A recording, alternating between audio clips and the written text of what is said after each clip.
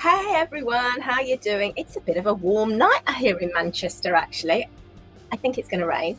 But I thought I'd do tonight all about calming your dog for fireworks night, as I've just finished last week the Calm Your Dog for Fireworks Night challenge. And so I thought I'd cover a little bit from there, really. So I'm Dr. Helen. I'm an A&E doctor and an advocate for integrative wellness. I'm also an animal aromatherapy specialist, and I love to use essential oils to support the health and well-being of myself and my pets, and helping educate people to do the same for their family, human or animal. I am also training to be a behaviourist as well, which is topical for tonight's episode. So if you like what you're listening to, I would really love it if you would either hit the subscribe or the follow button so I can carry on creating more content, and let me know in the comments what you'd like to know about. Now, would you like to get essential oils into your life? Why not book in for a free chat with me, or come to one of my classes to find out how oils can support you or maybe your family, whether that's human or pet, or maybe you've got oils but you don't know how to use them for either of that group.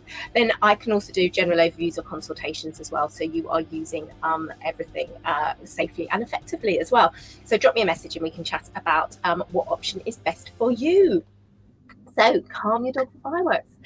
I can guarantee that a couple of weeks before fireworks night. So in the UK, for those of you international, we have a fireworks night to celebrate Guy Fawkes night, when Guy Fawkes tried to blow up the Houses of Parliament. So it's called Fireworks Night, Guy Fawkes Night, or Bonfire Night. Lots of fireworks. And it's a problem for a lot of people with dogs, anxious dogs, and also other animals as well. So it's a bit of a problem. So it is really important that we try and address that, so we're not pushing our dogs into this sort of toxic stress level.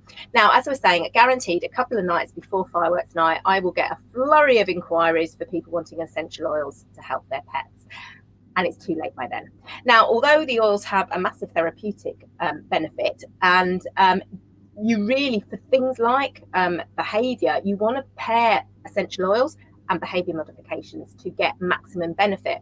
And unfortunately, this is not what's done. Now, I just did my Calm Your Dog for Fireworks Night challenge, and over the past year, because I usually do a webinar, and this was the first year I've actually offered this as a challenge, and it was a sort of a 5-day challenge with a bonus day with a Q&A, and it was really great fun. I had a lot of fun with the people that were in it. And when I was doing it over the past year, when people have contacted me about fireworks, I've always asked them certain questions, and I did with the people who'd joined as well, and particularly about what they'd used already. And so the challenge featured several different areas: noise desensitization, calming body wear, treats, obviously, food, and also games. And we paired all that with scent as well, because scent is so powerful, because our dogs do live in a scent-driven world. And a lot of the time people say, oh, I've tried noise desensitization, and it doesn't work. And they'd also say that about calming wear as well. And I'd say, okay, so how have you introduced that to your dog? How have you done that with your dog? And I can guarantee, everyone was sort of saying, oh yeah, they'd got the CD like a couple of weeks before fireworks night, put it in, but it didn't help. And even if they've got it longer, they've either not been consistent at it, or they've not been working at the right sort of stress level. So first of all, just to put this into context, I live in the centre of Manchester, so I can hear traffic here. If I stop talking, I can hear the traffic on the road.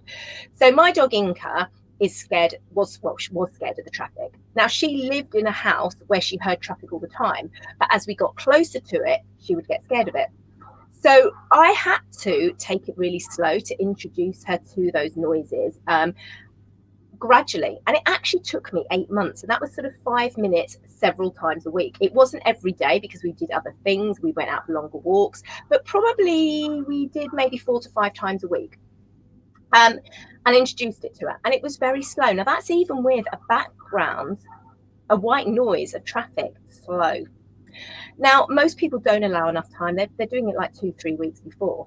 The other thing is as well, they're not introducing it at a short enough duration, or a low enough volume. And you've got to do things gradually with your dogs to build resilience. And it's also important that you work at the right part of the stress continuum. So we have sort of normal stress, which is what, for example, we get up in the morning and we do our normal behaviors. And then we have like maybe a tolerable stress where we are exercising. So today I went out for a canicross run. So my normal run, I'm running. That was tolerable stress, but I want to get faster. I want to get fitter. I want to get those hills better. So I have to push myself in order to make that progress. So I have to push myself up the tolerable stress level towards the toxic end of that stress level. And so that was things like doing hill sprints. So I would do my hill sprints, and then I would do a recovery thing where we went downhill, then hill sprints, recovery. And so all the time I'm pushing that, because that's building my cardiovascular system, it's improving my stroke volume, and ultimately it's helping to get me fitter. And that's the same when we're working at something emotional. Small little exposures to things and at a safe level is going to help build new neural pathways. Now, our brain is as plastic, and our dogs have a certain reaction to whatever it is.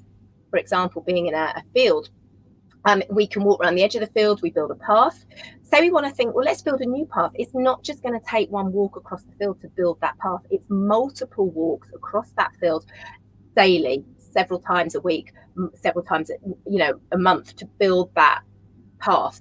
And it's exactly the same when we're working on something in the brain. So it's all about being consistent with the behavior, working at the right level in the stress continuum, and doing it for duration. Sometimes you might do 5 minutes, and you might have to drop down as you increase the volume. There's lots of different ways to do it. And then obviously all that we were pairing with calming essential oils as well, which we have used in a sort of the correct way to introduce them so they've got an odor memory of calmness. We don't do those things together, we do them separately and then add it in. So it's all a layered approach. And it was the same thing with sort of the thunder coats as well. And then we added in food, and we added in games as well. And so it's a really multifaceted approach to helping your dog for fireworks night. So if you want to know more about the challenge, do click on the link, pop to my website and have a look and have a read about it, and it tells you what we do on each day. Now it is recorded, but it's all there, and I'm jumping in the group to sort of check everyone's doing their homework. So there's homework every day as well, and to answer questions, because we did a Q&A, and there'll be another Q&A so I can answer any ongoing questions. And this is going to continue until the end of the year. Okay, because we've also got obviously New Year's Eve coming up. But the key is really, if you want to have changes with your dogs, you do need to put the work in, but it literally can be just 5 minutes a day. And we're going to be pairing all those things with calming exercises. And so with this gradual approach, we can build resilience in our dogs, which is the key to helping them overcome their anxiety towards whether it's traffic or fireworks or other dogs or whatever it is. So hope that gives you a bit more information about how best to do it. Let me know if you've got any comments. Oh, thank you. So I'm just gonna show Judy's beautiful comment here. This is the great program. I've already witnessed improvements in my dogs with lower stress targets. So I am really chuffed with that. Thank you so much, Judy. I really appreciate your comment. That's absolutely wonderful. Thank you. So brilliant way to end the live. So as always, got any questions, want to learn more, drop me a message. Don't Facebook message me if you're on Facebook, because the new pages is a complete nightmare. So not through my pages. There is a contact thing, or just do it through my website or my email, and through this link. As you can see, there's a little contact button there, and that goes through my website, so you can be guaranteed I'll get the message, because Facebook is playing a little difficulty at the moment. So stay safe, everyone. Stay well. Bye.